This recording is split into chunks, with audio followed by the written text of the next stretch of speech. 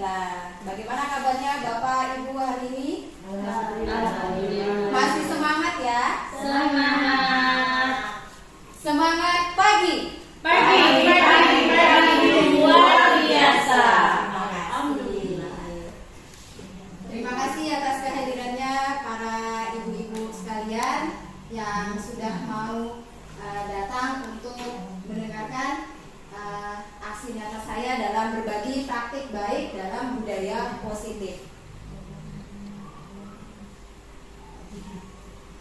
Budaya positif itu memiliki 3 tujuan, yaitu lingkungan yang positif, lingkungan yang aman, dan lingkungan yang nyaman. Jadi dengan adanya budaya positif itu menciptakan lingkungan yang positif, lingkungan yang aman, dan lingkungan yang nyaman. Konsep inti dari budaya positif adalah yang pertama, perubahan paradigma belajar.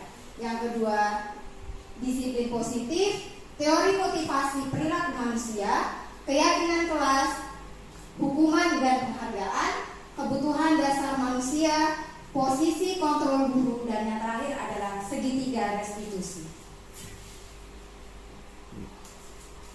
Pembelajaran dengan paradigma baru.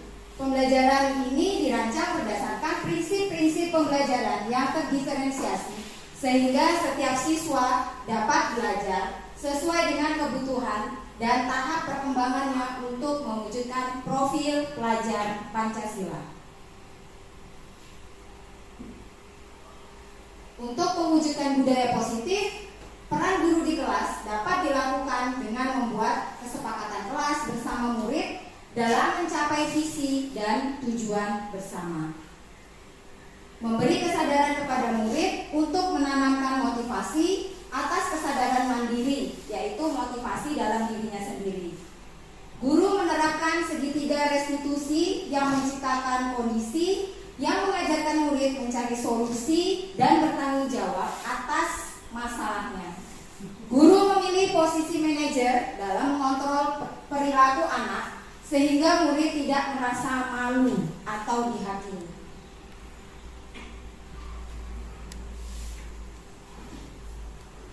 Teori kontrol menurut Blaser, semua perilaku merupakan upaya untuk memuaskan kekuatan yang kuat dalam diri kita sendiri. Ia berpendapat bahwa terlepas dari keadaan kita, semua yang kita lakukan, pikirkan, dan rasakan selalu merupakan upaya terbaik pada saat itu untuk memuaskan kekuatan dalam diri kita.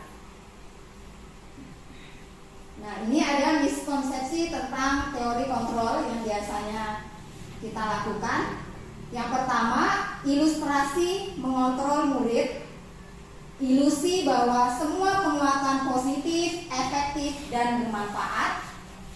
Ilusi bahwa kritik dan membuat orang merasa bersalah dapat menguatkan karakter. Ilusi bahwa orang dewasa memiliki hak untuk memaksa. Jadi yang kita lakukan itu ternyata selama ini kurang tepat.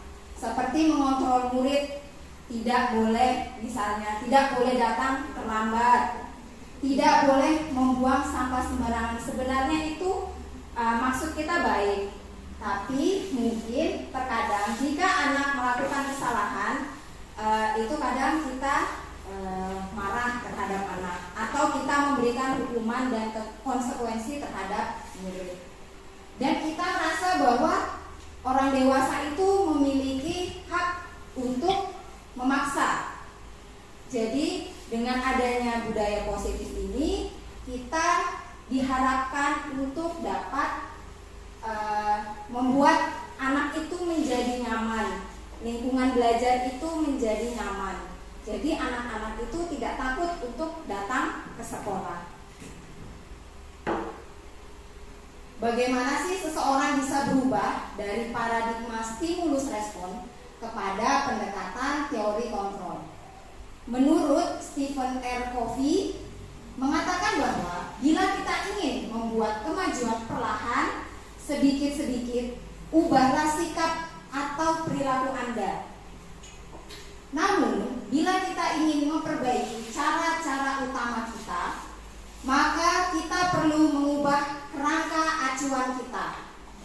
Ubahlah bagaimana Anda melihat dunia, bagaimana Anda berpikir tentang manusia. Ubahlah paradigma Anda, skema pemahaman, dan penjelasan aspek-aspek tertentu tentang realitas. Jadi, yang harus kita rubah di awal itu sedikit demi sedikit itu adalah dari dalam diri kita sendiri. Kita saling sharing, saling berbagi. Bagaimana sih kita menciptakan budaya positif itu di sekolah? Bagaimana sih kita membuat anak itu nyaman? Jadi kita harus merubah cara pandang kita yang dulu tidak bisa diterapkan di pendidikan yang sekarang, terutama di kurikulum Merdeka ini. Ini ada tabel stimulus respon dan teori kontrol.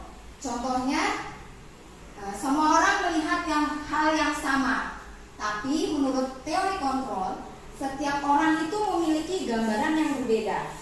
Jadi belum tentu yang saya pikir itu menurut saya benar, belum tentu juga yang ibu lihat itu seperti yang saya mau, seperti yang saya pikirkan. Pasti tidak sama. Setiap orang itu pasti memiliki gambaran yang berbeda-beda. Perilaku buruk dilihat sebagai suatu kesalahan, itu kalau di stimulus respon. Lalu kalau di teori kontrol, semua perilaku itu memiliki tujuan. Jadi biasanya kalau anak itu melakukan suatu kesalahan, suatu yang kita tidak sesuai dengan apa yang sudah disepakati, itu kita anggap sebagai suatu kesalahan. Padahal dalam teori kontrol, semua perilaku itu sebenarnya memiliki tujuan. Saya bisa mengontrol orang lain, tapi dalam teori kontrol kita tidak bisa mengontrol orang lain. Pemaksaan ada pada saat bujukan gagal. Biasanya ini kalau anak melakukan kesalahan sesuatu, kita bisa membujuk anak tersebut. Tapi dalam teori kontrol, kolaborasi dan konsensus menciptakan pilihan-pilihan yang baru. Model berpikirnya juga berbeda. Model berpikir menang atau kalah. Tapi dalam teori kontrol, model berpikir menang-menang, bukan menang kalah. Jadi tidak ada yang kalah. Makna kata disiplin. Kita pasti sering mendengar apa itu disiplin. Kebanyakan orang akan menghubungkan kata disiplin dengan kata tertib, teratur, dan kepatuhan pada peraturan. Kata disiplin juga sering dihubungkan dengan hukuman. Padahal itu sungguh berbeda. Karena belajar tentang disiplin positif harus dengan memberi, maksud saya tidak harus dengan memberi hukuman. Justru itu adalah salah satu alternatif terakhir dan bila perlu tidak digunakan sama sekali. Jadi biasanya itu pengalaman saya juga di kelas, dalam menegakkan disiplin itu biasanya memberikan konsekuensi atau hukuman. Setelah mempelajari modul ini, ternyata yang saya lakukan itu belum tepat. Dalam budaya kita, disiplin dimaknai menjadi sesuatu yang dilakukan seseorang pada orang lain untuk mendapatkan kepatuhan. Jadi kita mau anak itu disiplin supaya patuh terhadap apa yang sudah disepakati. Kita cenderung menghubungkan kata disiplin dengan ketidaknyamanan. Pendidikan kita saat ini untuk menciptakan murid yang merdeka. Syarat utamanya adalah harus ada disiplin yang kuat. Disiplin yang dimaksud adalah disiplin diri yang memiliki motivasi internal. Jika kita tidak memiliki motivasi internal, maka kita memerlukan pihak lain untuk mendisiplinkan kita atau motivasi eksternal. Karena berasal dari luar, bukan dari dalam diri kita sendiri. Nah, ini baru kita masuk di pengertian disiplin positif. Disiplin positif adalah cara untuk membentuk sikap kemandirian anak sehingga fokusnya adalah untuk memotivasi, refleksi terhadap kesalahan yang sudah dilakukan, menghargai dan membangun logika yang bersifat panjang. Dalam penerapan disiplin positif ini, maka kita diminta untuk berdialog dengan murid kita dan menggali informasi agar murid mau menerima dan menyadari terhadap apa yang sudah mereka lakukan tanpa imbalan, penghargaan, atau hukuman. Jadi kadang kita itu seperti saya pernah menerapkannya. Misalnya nanti kalau misalnya ada yang bisa cepat menjawab, ibu kasih penghargaan. Misalnya ibu kasih coklat, jawabannya misalnya dari 5 soal itu langsung benar semua, 1 kali mengerjakan, saya memberi penghargaan misalnya coklat. Ternyata itu salah, metode itu salah untuk kita gunakan, dan itu tidak bisa membentuk suatu disiplin di kelas. Belum tentu, misalnya posisinya nanti, misalnya kalau biasanya di kelas itu jika anak yang rajin atau anak yang dia tidak pernah terlambat misalnya, itu nanti kita ada reward khusus dari kita sebagai guru kelas. Sudah ada kesepakatannya seperti itu. Tapi yang jadi kendala, misalnya kita tidak bisa hadir ke sekolah karena mungkin sakit atau izin ada kegiatan, guru yang masuk ke kelas itu yang biasanya mungkin akan ditagih oleh murid kita. Bu, saya biasanya sama Bu Yuni itu kalau sudah mengerjakan ini nanti dapat ini loh Bu, kok Ibu nggak ada? Yang ditakutkan adalah seperti itu. Jadi memberi penghargaan itu ternyata tidak tepat. Memberi reward, imbalan itu ternyata berpengaruh terhadap disiplin positif anak. Apalagi hukuman yang kita berikan itu akan sangat berpengaruh terhadap disiplin positif. Manfaatnya adalah membimbing murid berperilaku dengan cara yang dapat diterima secara sosial. Disiplin positif sangat penting karena hal ini meningkatkan pengendalian diri murid, mengajarkannya untuk bertanggung jawab atas tindakan yang sudah dilakukan, membantunya membuat pilihan yang bijaksana tentang cara dia memperlakukan dirinya sendiri dan orang lain. Jadi manfaatnya adalah untuk anak itu bisa memiliki tanggung jawab. Terlebih anak zaman sekarang itu tidak bisa langsung dikasih tanggung jawab ini, itu tidak bisa. Jadi tetap harus dipantau. Dengan adanya disiplin positif ini, dia bisa bertanggung jawab terhadap kesalahan yang sudah dia lakukan. Dan kita membantunya untuk menemukan bagaimana sih caranya dia menyelesaikan masalah yang sudah dia buat. Tujuannya untuk menciptakan lingkungan belajar yang menyenangkan dan aman, di mana murid dapat tumbuh dan berkembang tanpa adanya rasa takut atau intimidasi. Sebagai pendidik, tujuan kita adalah menciptakan anak-anak yang memiliki disiplin diri sehingga mereka bisa berperilaku dengan mengacu pada nilai-nilai kebajikan universal dan motivasi intrinsik bukan ekstrinsik. Jadi dengan adanya disiplin positif ini nanti kita itu bisa membuat anak itu nyaman untuk tetap hadir di kelas, tidak takut untuk datang ke sekolah, dia tidak merasa terintimidasi.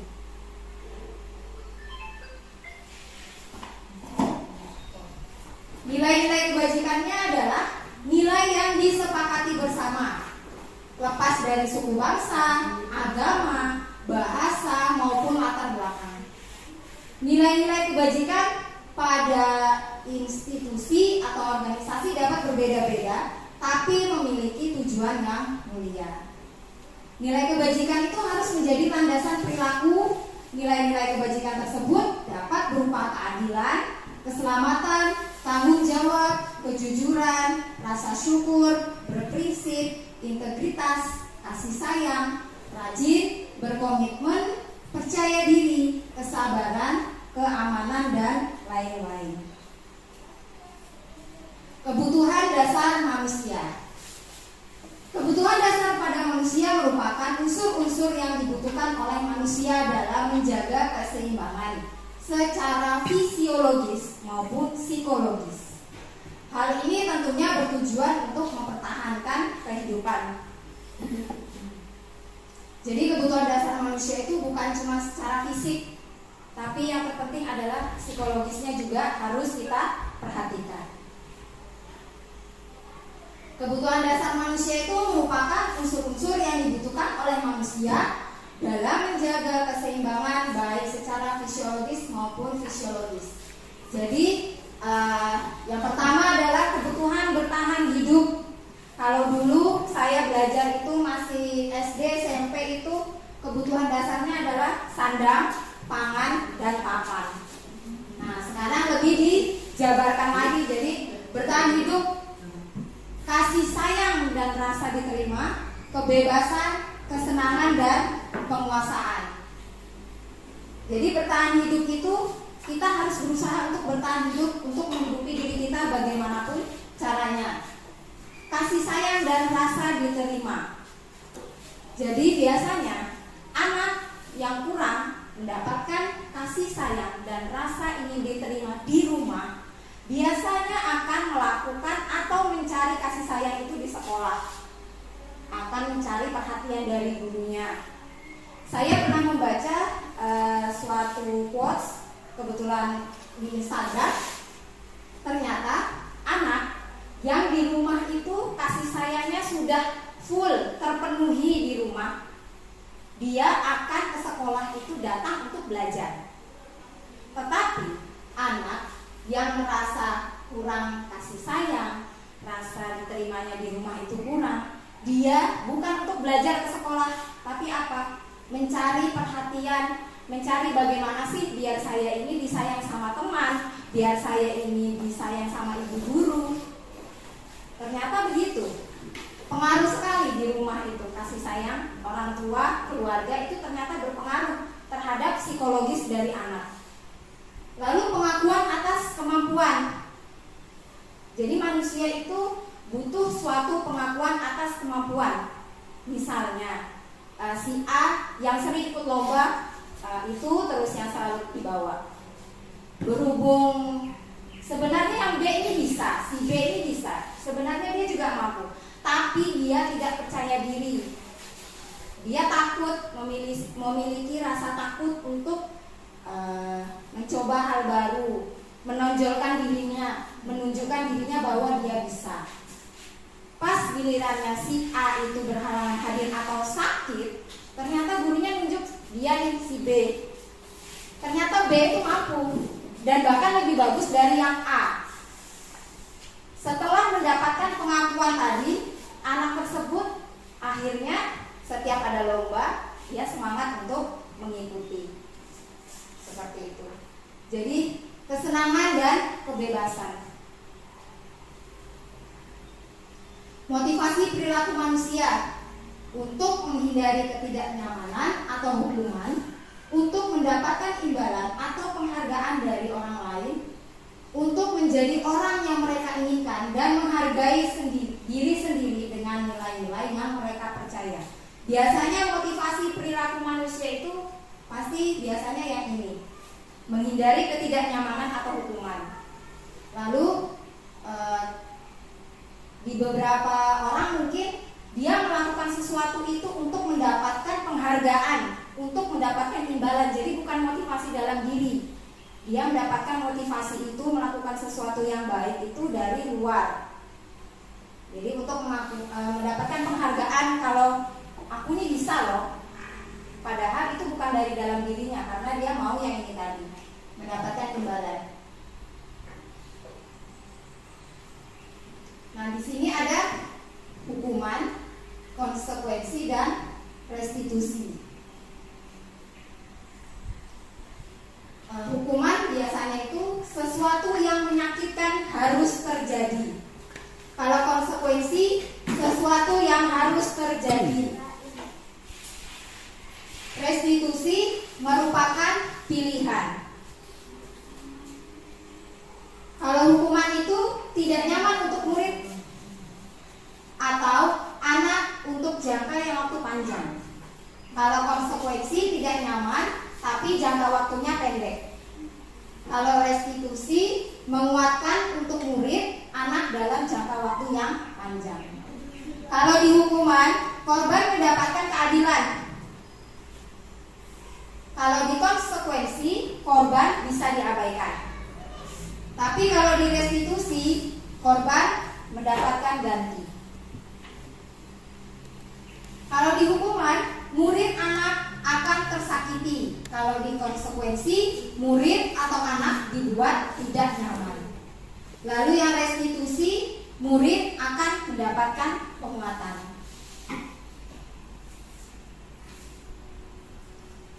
Nah ini yang dari hukuman negatif. Awas kalau dilakukan lagi, ya nanti awas kamu. Itu biasanya ngancam. Biasanya gitu. Kalau yang netral, ini dari konsekuensi, lakukan apa yang saya katakan. Kalau di restitusi, apakah hal ini sesungguhnya yang ingin kamu lakukan? Jadi biasanya kalau restitusi itu berisi menggali pertanyaan dari apa yang sudah dilakukan oleh murid. Kalau di hukuman itu muncul mode paksaan. Kalau di konsekuensi, stimulus dan respon. Kalau di restitusi dia teori kontrol.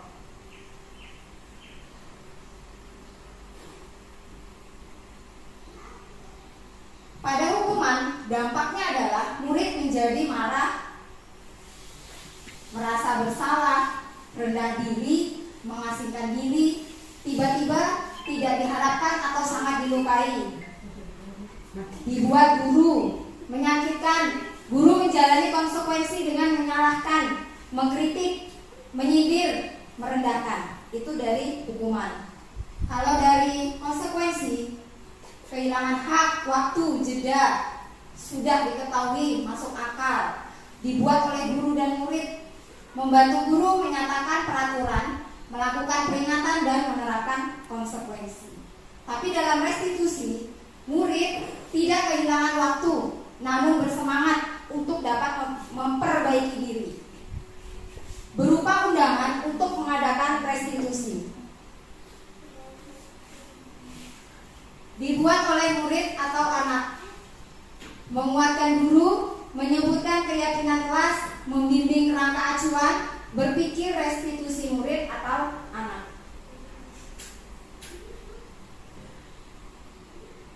Ini adalah perbedaan antara hukuman, konsekuensi, dan restitusi. Kalau hukuman itu tidak terencana atau tiba-tiba, lalu siswa tidak tahu apa yang akan terjadi, bersifat satu arah, berupa hukuman fisik atau psikis.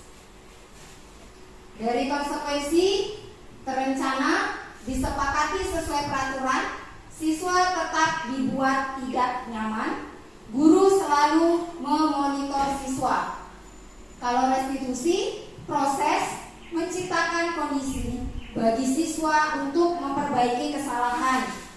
Proses yang kolaboratif mengajarkan siswa untuk mencari solusi sendiri. Biar lebih semangat lagi, sebelum saya lanjutkan materi, kita ice breaking dulu. Kita main tebak-tebakan buah-buahan.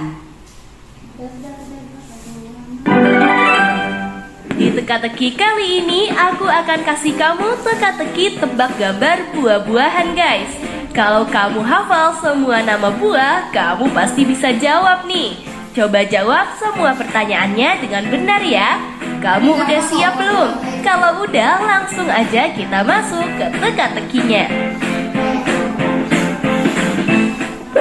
Teka-teki pertama.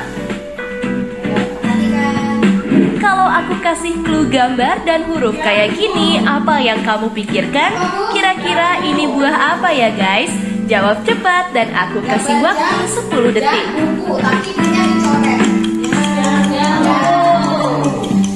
Kita lihat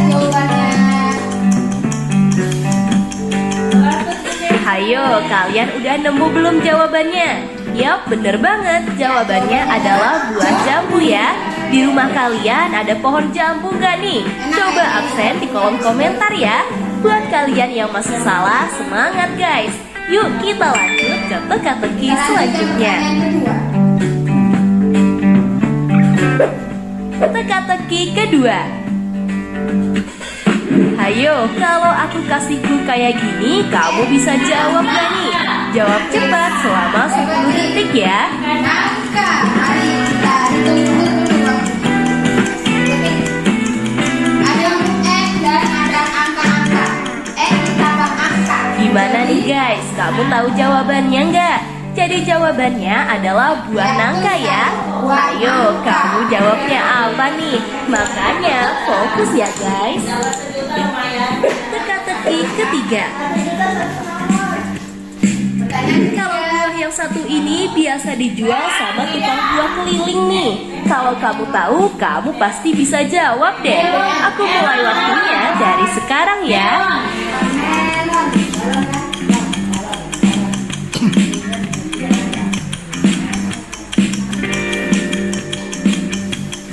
Jadi jawabannya adalah buah melon. Selamat buat kalian yang bisa menjawabnya. Teka-teki keempat.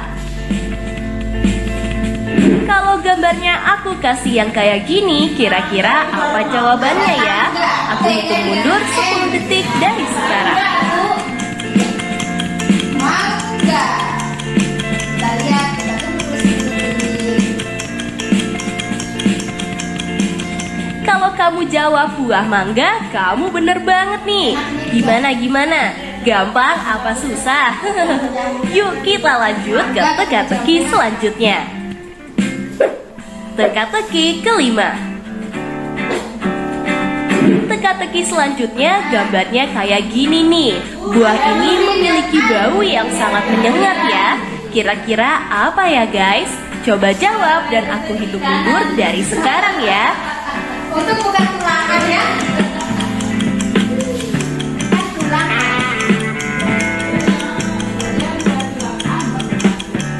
Yes, betul banget nih. Jawabannya adalah buah durian tuh. Gampang kan guys jawabannya? Yuk kita lanjut ke pertanyaan ke-6. Teka-teki ke-6. Di teka-teki yang ke-6 ini coba lebih fokus ya guys. Nah, kira-kira kalau clue-nya kayak gini, menurut kamu ini buah apa ya? Jawab cepat selama 10 detik.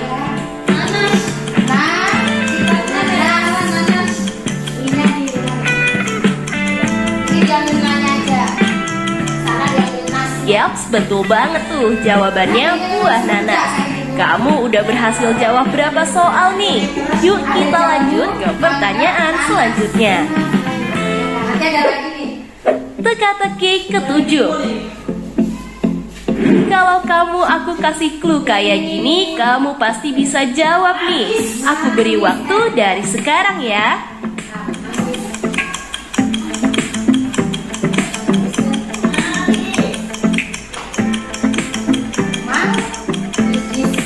Nah, jawabannya buah manggis nih guys.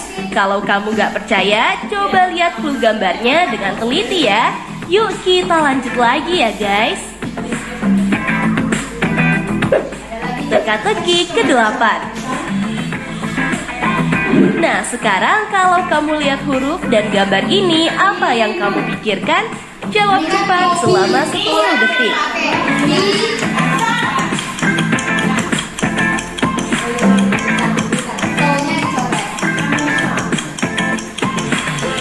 Gimana? Kamu jawabnya apa nih? Jawabannya adalah buah pisang tuh. Hayo, jawaban kamu sama nggak nih? Yuk kita lanjut lagi ya guys.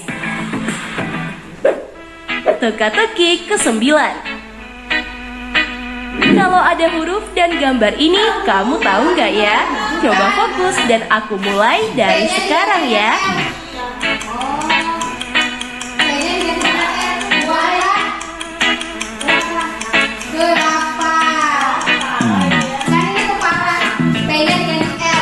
Jawabannya adalah buah kelapa. Jawab Jawabannya gampang banget ya guys.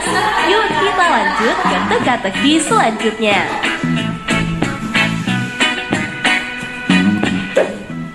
Teka-teki ke-10. Hayo, di teka-teki yang paling susah ini kayaknya kamu bakal kesusahan nih. Ada yang bisa jawab gak sih? Aku beri waktu 10 detik lagi ya.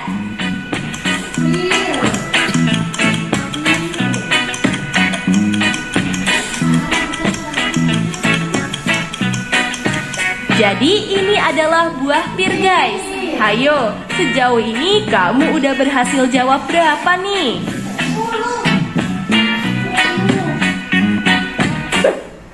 Teka-teki ke-11. Kalau ada clue kayak gini, kamu tahu nggak nih? Buah ini rasanya kecut banget loh. Coba fokus dan jawab selama 10 detik.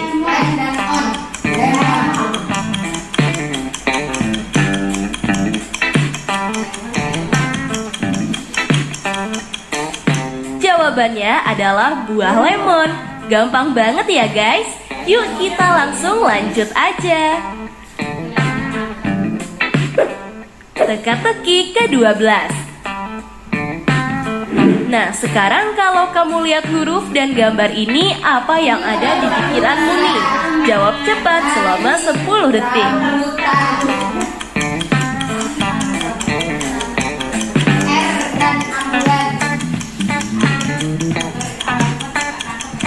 Gimana? Kamu jawab apa, hayo?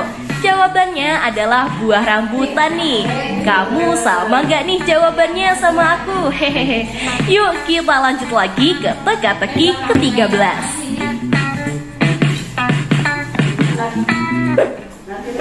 Teka-teki ke-13.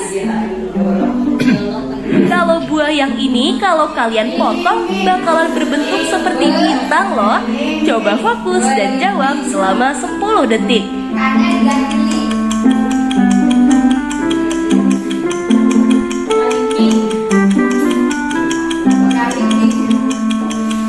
Jawabannya adalah buah belimbing. Jawabannya gampang banget kan? Yuk kita lanjut lagi ke teka-teki yang paling susah nih.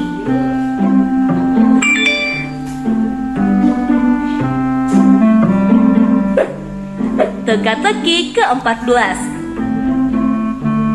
Nah, sekarang kalau kamu lihat huruf dan gambar ini, apa yang ada di pikiranmu? Jawab cepat selama 10 detik.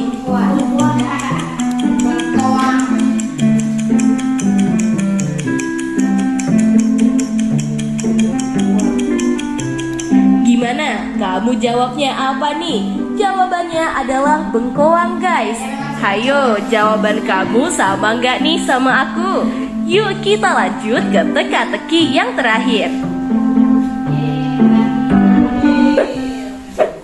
Teka-teki ke-15. Kalau gambarnya kayak gini, apa jawabannya ya? Aku hitung mundur 10 detik dari sekarang ya guys. Lem dan kunci. Dia akan menjadi. Coba kasih tahu jawabannya di kolom komentar ya. Pasti jawabannya adalah leci.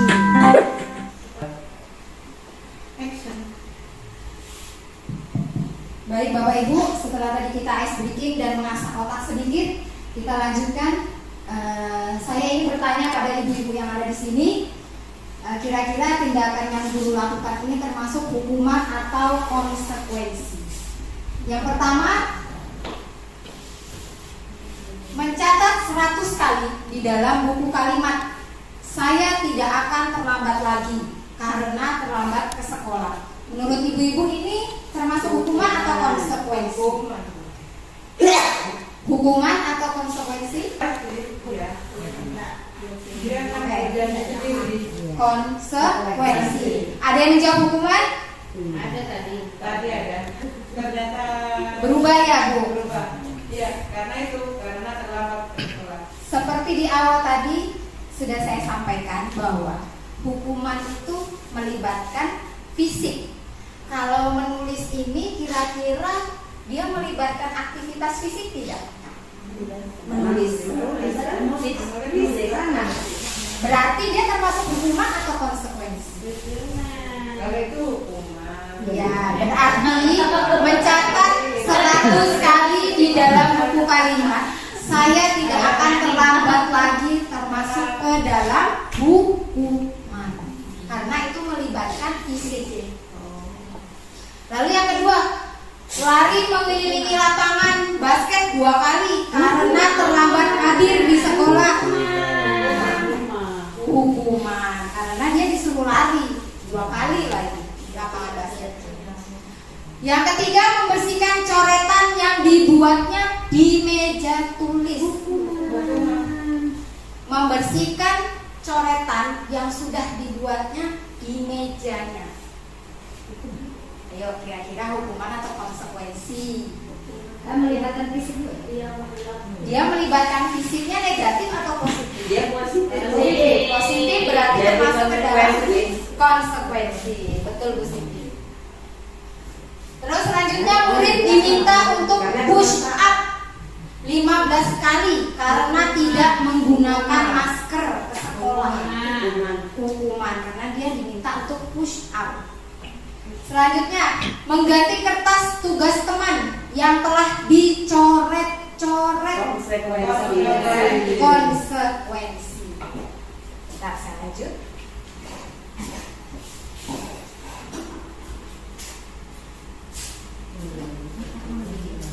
Selanjutnya, berjemur di lapangan basket pukul 12 siang karena mengobrol dengan teman.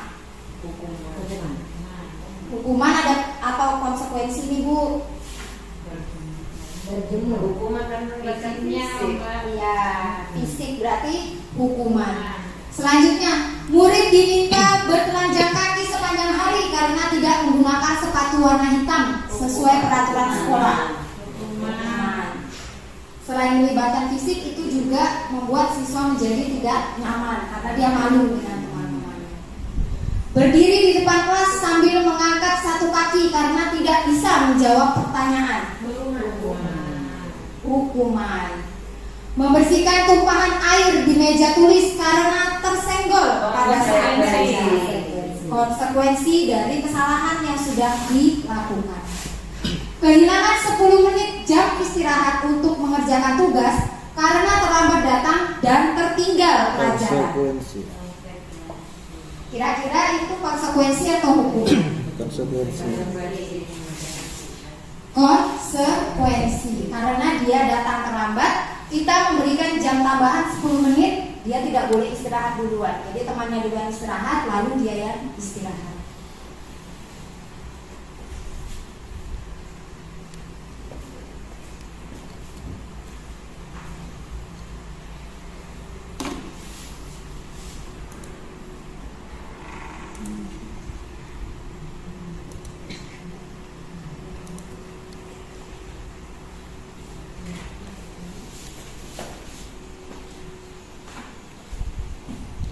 Nah, di sini tadi hukuman itu berupa fisik atau psikis, bersifat satu arah, tidak terencana. Jadi kita tidak merencanakan itu, tiba-tiba itu terjadi. Kalau restitusi itu pasti ada prosesnya. Sebelum kita tahu anak itu melakukan kesalahan apa dan dia bisa menemukan sendiri tanggung jawab apa yang harus dilakukan terhadap kesalahan yang sudah diperbuat. Ternyata guru itu memiliki 5 posisi kontrol. Yang pertama sebagai penghukum, sebagai teman, pembuat rasa bersalah, pemantau, dan manajer. Kembali ke diri kita masing-masing, saya sendiri pun kebanyakan masih memiliki posisi kontrol sebagai penghukum dan pembuat rasa bersalah. Ini ada contohnya, contoh kasus. Siswa tidak memakai atribut lengkap pada saat upacara bendera. Sebagai penghukum, guru meminta siswa untuk hormat pada bendera selama 1 jam. Sebagai pembuat rasa bersalah, Guru mengatakan, berapa kali ibu memberitahumu, kamu selalu mengecewakan ibu. Itu sebagai pembuat rasa bersalah. Lalu sebagai teman, ayo dong ikuti aturan sekolah. Jadi biasanya kalau sebagai teman itu kita bahasanya tidak formal kepada anak. Itu yang sebagai teman. Lalu yang kedua, selanjutnya kamu sudah melanggar peraturan sekolah. Kamu tahu konsekuensinya. Setelah upacara kamu beli atributnya di sekolah dan jangan diulangi lagi. Itu sebagai pemantau. Kalau sebagai manajer, kita bertanya dulu, apakah kamu tahu kesalahanmu? Kira-kira bagaimana kamu memperbaiki kesalahanmu? Yang diharapkan sekarang itu adalah guru memiliki posisi kontrol sebagai manajer. Jadi kita gali dulu, kita tanya dulu, kira-kira dia tahu tidak kesalahannya apa? Dia sadar tidak apa yang sudah dilakukan? Dan apa yang harus dilakukan untuk memperbaiki dari kesalahan itu. Jadi tugas guru sekarang bukan cuma mengajar tapi menggali. Misalnya murid kita berbuat salah, kita tanya kenapa, mengapa, dan bagaimana cara menyelesaikannya. Nah, ini sebelum saya lanjut, biasanya kalau di kelas kita itu sudah membuat keyakinan kelas. Saya sendiri pun sudah membuatnya di kelas. Saya ingin bertanya pada ibu-ibu yang ada di sini, mengapa keyakinan kelas bukan peraturan kelas yang kita buat di kelas? Ada yang bisa bantu untuk menjawab mengapa sih kita itu harusnya membuat keyakinan kelas bukan peraturan kelas? Izin mencoba menyampaikan pendapat. Mengapa keyakinan kelas bukan peraturan kelas? Seperti yang kita lihat bahwasanya keyakinan itu dibuat oleh seluruh warga kelas. Jadi melibatkan seluruh siswa dan guru. Kemudian sedangkan untuk peraturan kelas itu biasanya dibuat oleh guru sendiri. Jadi sang guru membuat peraturan tersendiri, kemudian peserta didik atau murid-murid harus mematuhi peraturan yang dibuat oleh guru. Jadi perbedaan antara keyakinan dan peraturan adalah keyakinan berarti disepakati oleh seluruh warga kelas, sedangkan peraturan itu dibuat oleh satu orang dan harus dipatuhi oleh warga kelas. Terima kasih. Baik, terima kasih Bu Fitri atas jawabannya yang luar biasa sekali. Jadi benar ya Ibu, kenapa sih kita harus buatnya itu keyakinan kelas, bukan peraturan kelas? Karena kita buatnya itu harus melibatkan murid. Apa sih yang harus kita lakukan di dalam kelas agar kelas itu kondusif, kelas itu enak belajarnya? Kalau aturan itu adalah aturan yang kita buat dan harus ditaati oleh murid. Jadi guru saja yang membuat tanpa melibatkan murid. Jadi keyakinan kelas itu bersifat abstrak, berupa pernyataan universal, dibuat dalam pernyataan positif. Sedikit saja agar mudah diingat. Sesuai dengan kondisi kelas, semua warga kelas dilibatkan saat membuat keyakinan kelas. Saya di kelas juga sudah sebelumnya membuat keyakinan kelas dengan kata-kata yang kita harus begini, ternyata itu salah. Keyakinan kelas itu tidak boleh terlalu panjang agar mudah diingat oleh anak. Jadi keyakinan kelas ini nanti akan dipakai saat kita menerapkan segitiga restitusi. Dia melanggar di poin keyakinan kelas yang mana. Jadi ini saya membuat baru. Yang pertama saling menghargai, saling membantu, disiplin, menjaga kebersihan, saling menyayangi, bersikap sopan dan santun. Jadi kalau misalnya sebelumnya saya itu membuatnya itu panjang kali lebar kali tinggi. Ternyata setelah saya mempelajari modul ini di CGP, ternyata berbeda. Keyakinan kelas itu tidak boleh panjang. Kalau panjang itu namanya aturan kelas. Dan keyakinan kelas itu ternyata pendek-pendek saja. Kita harus saling menghargai, saling menghormati, disiplin. Itu sudah mencakup semuanya yang kita mau di dalam kelas. Kita masuk ke segitiga restitusi. Merupakan suatu proses dialog yang dijalankan oleh guru agar dapat menghasilkan siswa yang mandiri dan bertanggung jawab. Nah, kita masuk di materi segitiga restitusi. Dalam segitiga restitusi terdapat 3, yaitu yang pertama menstabilkan identitas, validasi tindakan yang salah, dan menanyakan keyakinan. Nah, ini yang pertama harus kita lakukan, menstabilkan identitas. Berdasarkan prinsip, membuat kesalahan adalah bagian dari proses pembelajaran. Ternyata berbuat kesalahan itu merupakan suatu proses dari pembelajaran. Kalimatnya adalah berbuat salah itu wajar. Tidak ada manusia yang sempurna. Ibu atau bapak juga pernah melakukan itu.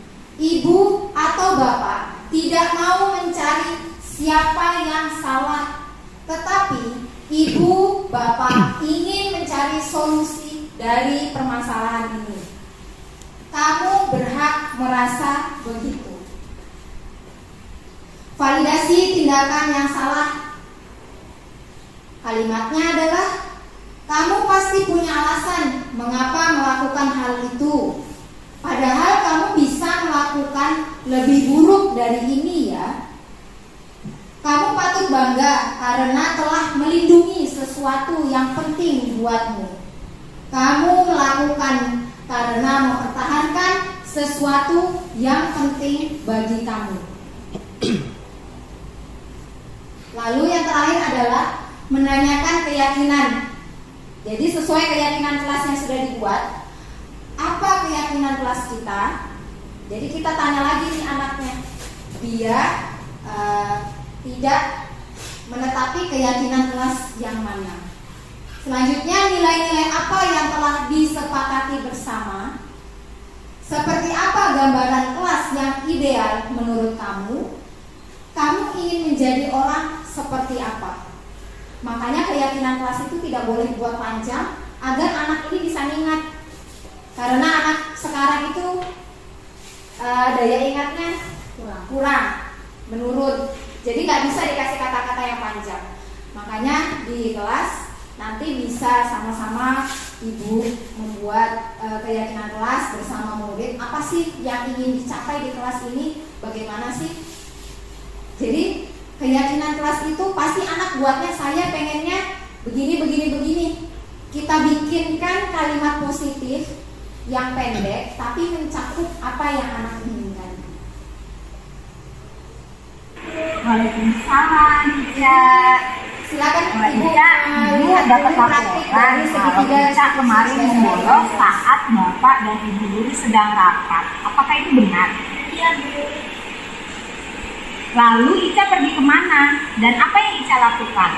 Saya pergi ke warnet dan bermain game, Bu. Baik, setiap orang itu pasti pernah melakukan kesalahan. Coba Ica pikirkan, apakah pergi bermain game di warnet itu ada manfaatnya? Tidak ada, Bu.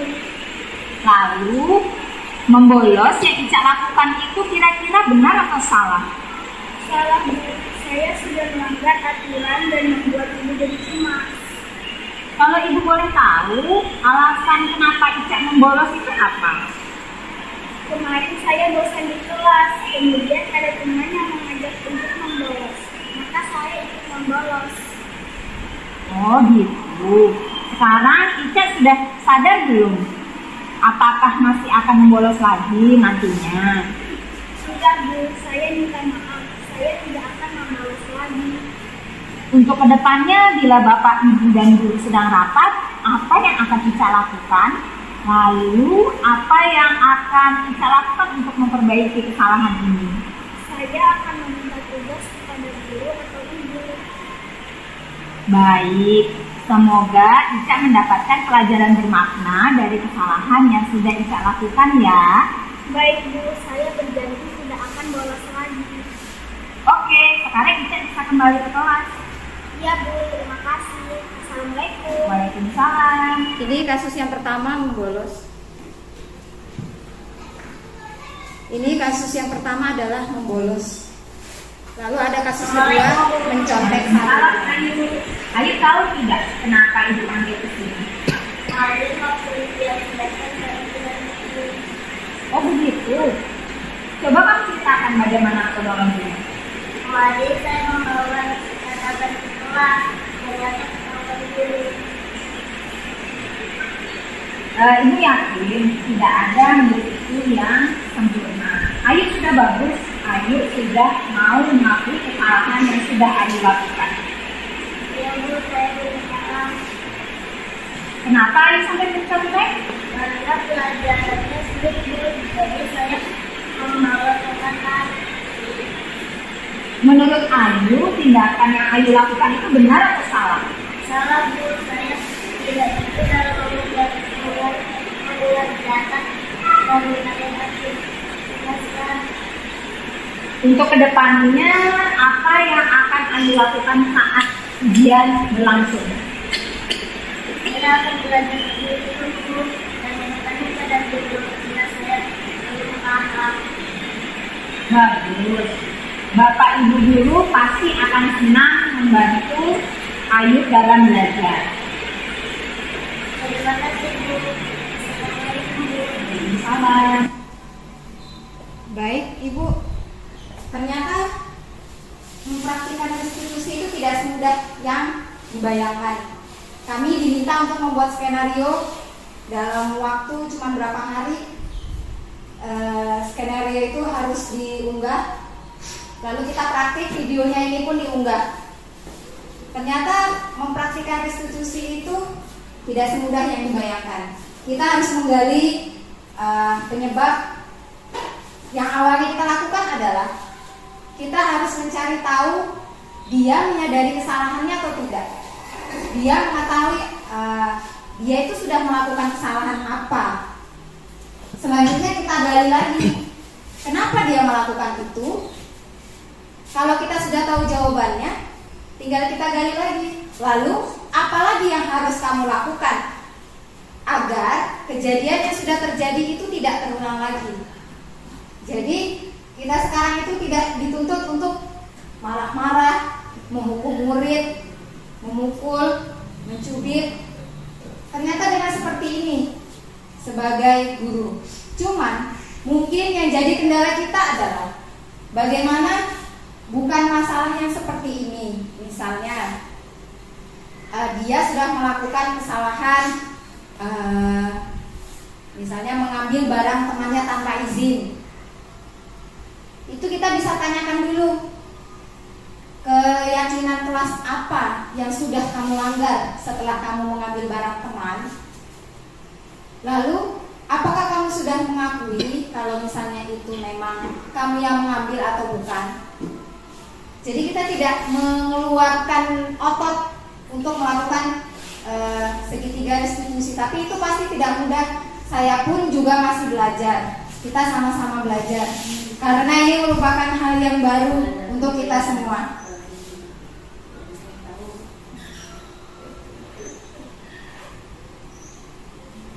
Saya punya pertanyaan nih, Bu. Iva kurang menguasai pelajaran matematika sehingga pada saat pelajaran tersebut berlangsung dia lebih banyak berdiam diri atau menggambar di buku pelajaran. Pada saat guru matematikanya Pak Seno menanyakan pertanyaan, Iva menjadi gugup dan tak sengaja menjatuhkan tasnya dari kursi, serta tiba-tiba menjadi gagap pada saat berupaya menjawab. Seluruh kelas pun tertawa melihat perilaku Iva yang berbicara tergagap dan terkejut tersebut. Pak Seno pada saat itu membiarkan teman-teman Iva menertawakan Iva yang tergagap dan malu luar biasa. Dan malahan minta Iva untuk maju ke depan dan berdiri di depan kelas sambil menunjuk hidungnya karena tidak bisa menjawab pertanyaan Pak Seno. Kelas semakin gaduh dan anak-anak pun tertawa melihat Iva di depan kelas memegang ujung hidungnya.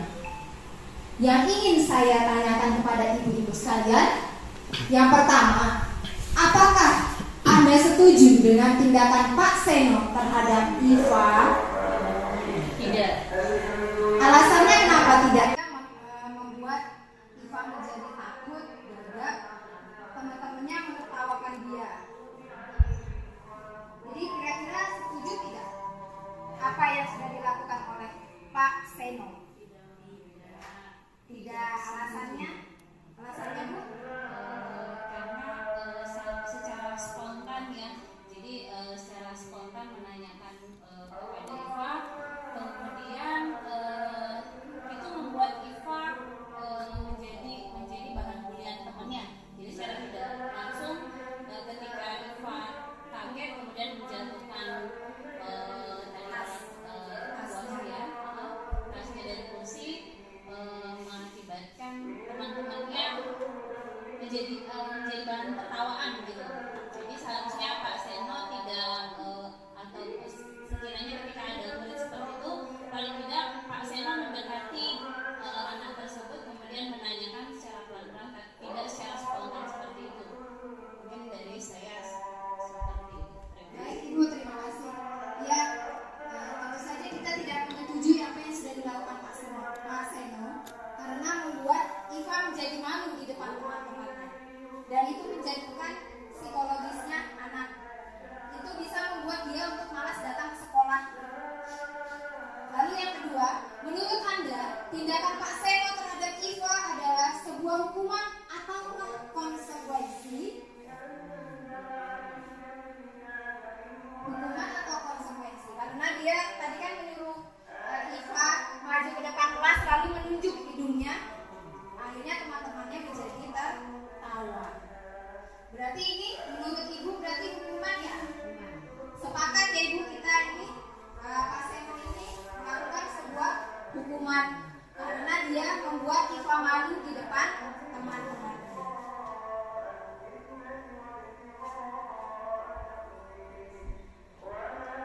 Jadi kesimpulan yang bisa kita ambil dari praktik baik hari ini adalah dalam penerapan program disiplin positif, hendaknya guru memiliki standar kepribadian, profesional, dan sosial yang baik, di mana guru mampu merefleksi dirinya dalam posisi kontrol saat ini. Bagaimana perjalanan dirinya sebagai among atau manajer yang menuntun siswa menjadi insan yang mandiri, merdeka, dan bertanggung jawab. Kita sama-sama belajar, kita sama-sama sharing bagaimana misalnya kita menemukan masalah di kelas, apapun itu kita bisa diskusikan bersama di dalam komunitas belajar kita.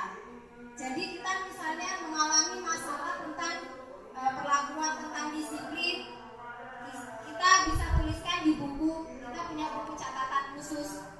Masalah yang ada di kelas itu bisa kita tulis. Nanti saat ada pertemuan kombel bersama-sama kita bahas. Jadi kita bisa saling berbagi. Kalau misalnya ada masalahnya seperti ini, teman bisa memberi masukan, teman bisa memberi solusi. Jadi kita saling bertukar pikiran.